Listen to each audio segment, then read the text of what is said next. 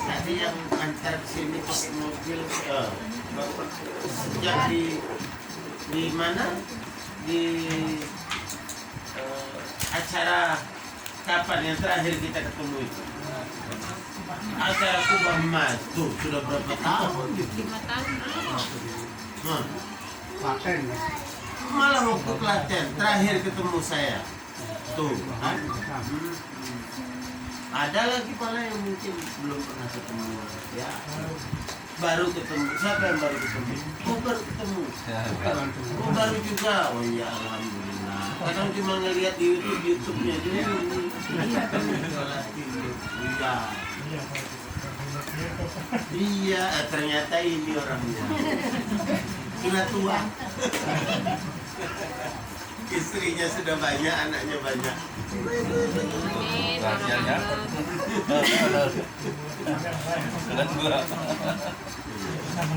Sampean bersaudara 15 ya. Saya dari istri pertama, anak saya 15. Ya. Istri kedua 7. Istri ketiga 3. Daftar ini Pak. Belum. Ya, tapi kayaknya 3 aja cukup. Jadi nggak usah daftar. Sudah keburu tua, nggak cocok lagi. Ya, tinggal sekarang mau berjuang saja ya, mau nafkahin sudah. Nanya nih Ustaz. Boleh. Assalamualaikum warahmatullahi wabarakatuh. Waalaikumsalam warahmatullahi wabarakatuh.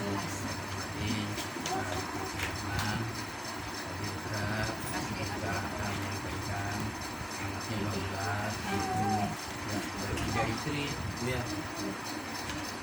dan itu terikat di jalan Allah dan sudah pasti kalau kita saja membayangkan menggambarkan nih pasti kita nih bagaimana nih rezekinya nih gitu kan Ustaz.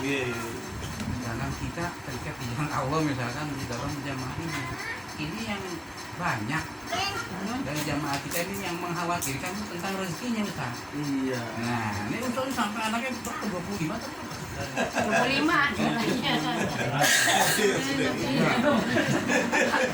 nah itu baru ini yang menjadi dilematis di dalam perjuangan kita di sini banyak warga kita yang anaknya aja cuma 2, 3, 4, 5 itu mengkhawatirkan Susah. susah takutnya nanti anak saya bagaimana masa depannya atau dan sebagainya lah yang mungkin Ustaz ini punya kiat-kiat atau punya satu ya nasihat buat kita lah terutama supaya kita ini punya giroh semangat dalam berjamaah ini. Bahkan ada yang belum nikah aja udah ketakutan gitu. Gimana nanti saya ngidupin anak saya, istri saya dan sebagainya barangkali gitu ya. Nah, ini kita bisa menyampaikan.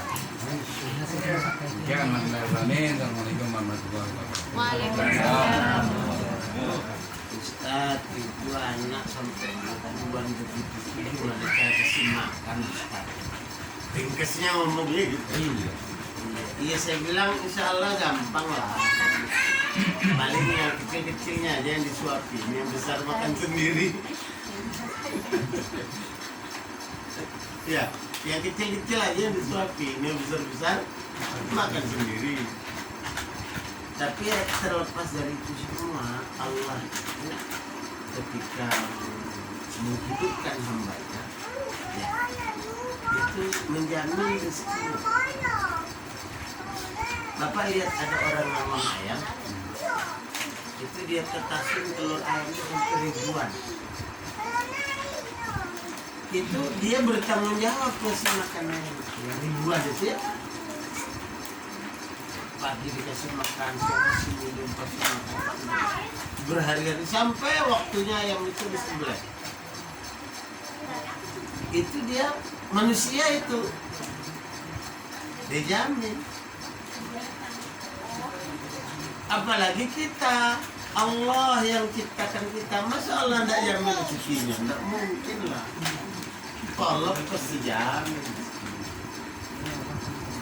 Terus ada orang di tempat saya itu melarat, anaknya banyak. waktu saya masih kecil, dia sudah besar, sudah punya anak belasan. Waktu itu enggak ada orang punya anak belasan, punya anak 2, 3. Kayak saya bersaudara cuma 2 orang, 3 orang meninggal satu, cuma berdua. Nah dia anaknya sampai banyak, melarat lagi hidupnya, ya. Tapi seiring perjalanan waktu, semakin lama anaknya banyak itu bukan semakin melarat, justru semakin mewah hidup. Oh sekarang sudah punya mobil, punya segala macam. Anaknya banyak, ya, bukan tambah melarat. Maka orang kalau khawatir anaknya banyak tambah melarat, wah itu tidak sesuai kenyataan. Bapak dulu orang tuanya miskin apa kaya? Miskin. Miskin mana anak-anaknya yang 15 ini dan dibanding orang tuanya dulu yang punya anak 15. Lah kan sekarang orang tua bapak kan dulu waktu punya anak 15 kan miskin. Apa anak-anaknya yang 15 ini menjadi miskin semua? Enggak. Lebih kaya mana? Lebih kaya bapak ini daripada bapaknya dulu apa lebih kaya bapak dulu? Lebih kaya sekarang. Tuh kan. Jadi bukan karena banyak anak malah jadi ini melarat, kok anak banyak nanti tambah melarat. Enggak ada ceritanya. Orang melarat anaknya banyak tambah melarat, nggak ada ceritanya. Yang ada itu orang tidak mau punya anak banyak terus masa tuanya sengsara. Itu banyak. Ya saya sudah anak 2 saja lah. Begitu yang satu sakit saja, demam malaria, sengsara, belum apa-apa. Saya lihat itu ada orang gendong anaknya sakit itu umur 2 tahun sakit, anaknya 2 tok, sudah KB, sudah tidak bisa punya anak lagi, giliran kena sakit anaknya dipangku dari malam sampai pagi, sampai malam sampai pagi, tidak berhenti air matanya. Dia pikir waduh kalau ada apa-apa anak saya ini habis. Saya sudah KB, tidak bisa punya anak lagi tuh kan. Belum apa-apa sudah sengsara. Iya. Takut sengsara, padahal malah jadi sengsara. Jadi tidak usah takut.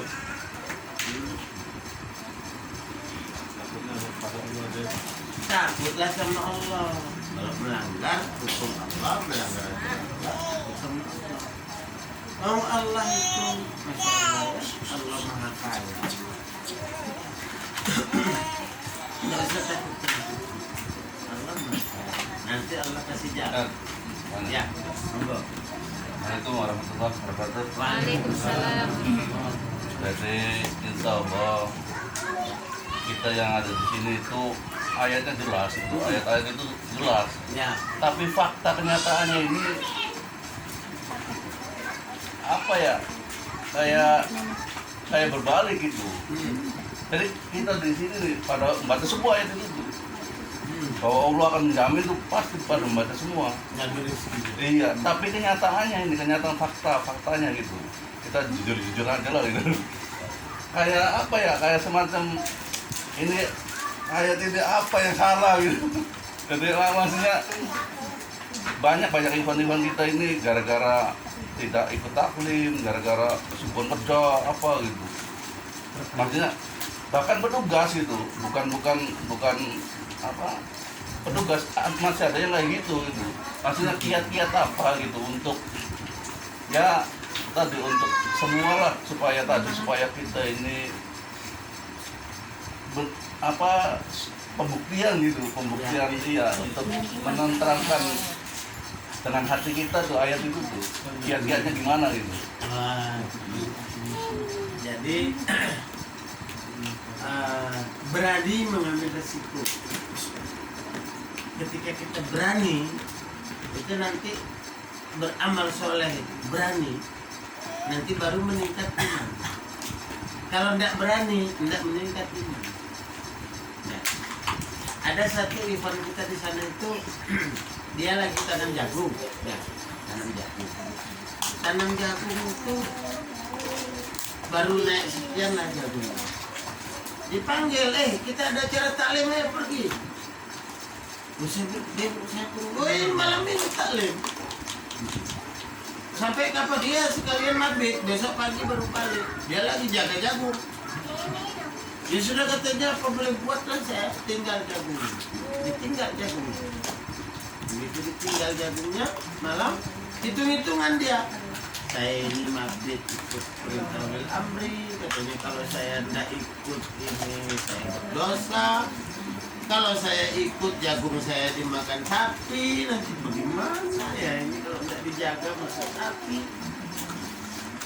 Sudah jagung kedelai lagi sebelahnya. Tumpang sari gitu ya, jagung kedelai. Pas selesai acara mabit, pagi-pagi kita pulang, melewati kebunnya. Ayo Pak Ustadz, katanya mampir di kebun saya dulu, kita ambil kelapa, makan kelapa muda. Ya. Oh iya, saya bilang. Dia sudah cerita sama temennya, semalaman itu dia besar ya.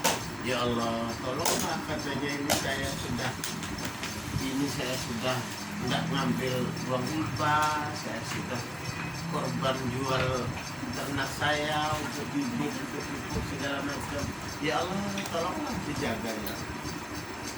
Terus pagi-pagi itu begitu kendaraan kita berhenti di dekat kebunnya, kebetulan pinggir jalan, itu pagarnya rusak. Waduh. Iya, pagarnya rusak. Dari jauh kelihatan pagarnya rusak. Waduh Ustaz, habis sudah jagung saya. Terus bekas dirusak sama sapi itu, segerombolan sapi masuk itu, bekas kakinya banyak. Tapi apa? Sapinya itu cuma lewat tok di kebun dia. Oh, makannya di kebun belakang.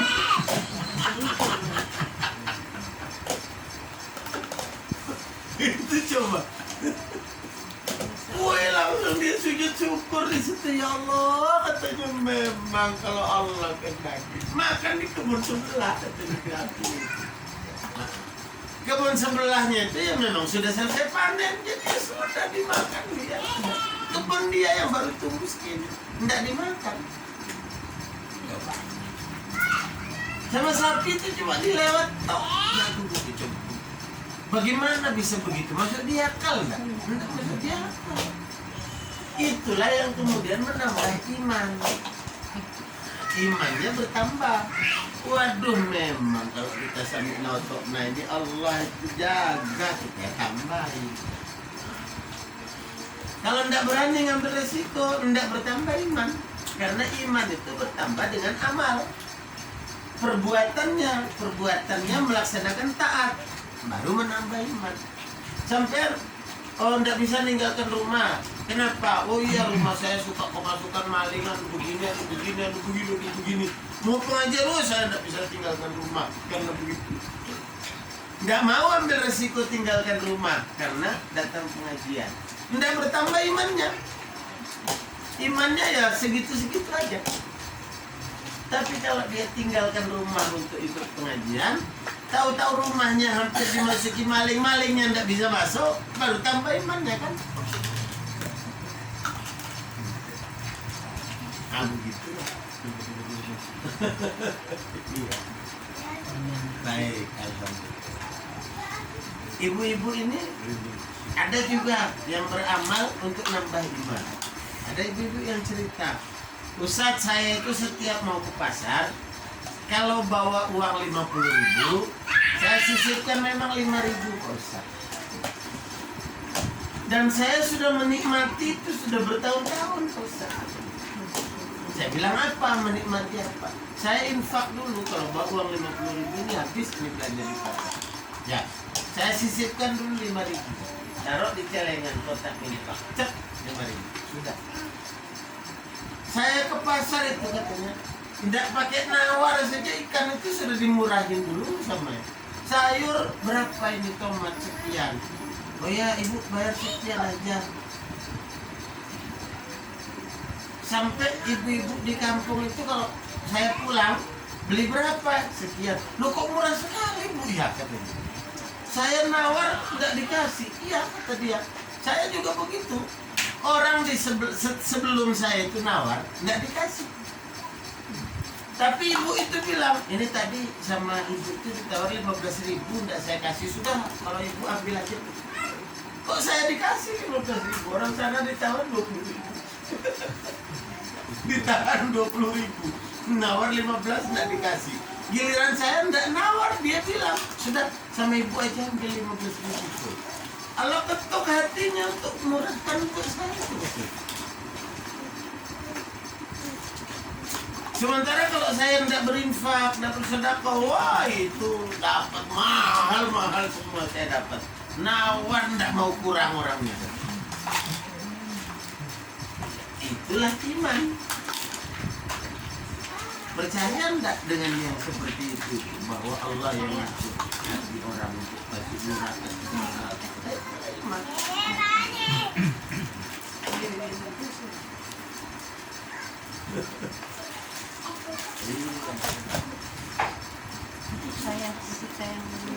Ada orang punya uang 10 juta. Saya mau beli sepeda motor. Ini sudah dapat uang 10 juta. Uang 10 jutanya udah disakatkan belum? Udah keluar infaknya belum? Belum, kan mau beli motor. Jangan kira bakal dapat motor murah.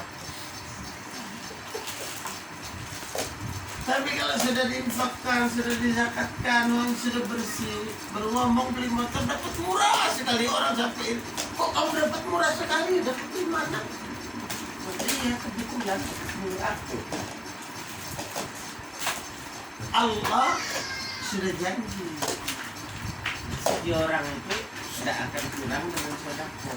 Rasulullah kasih tahu kita, mana fasad sedekah itu berkurang harta itu karena sedekah. Tapi kok saya tidak yakin? Ya jelas lah tidak yakin, oh tidak pernah praktek.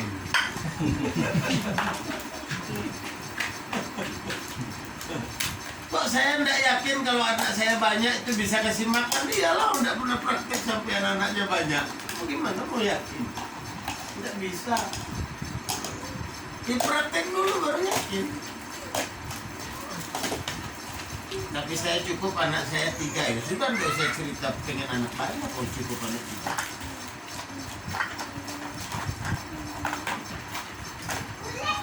Ya, jelas ya. Baik, ibu-ibu mungkin ada sesuatu. Monggo ibu-ibu. Boleh, nanya aja mungkin ketemu. Kan? Nggak bayar kok, gratis. Ini saya mau beli kan gratis. Ya. Assalamualaikum warahmatullahi wabarakatuh.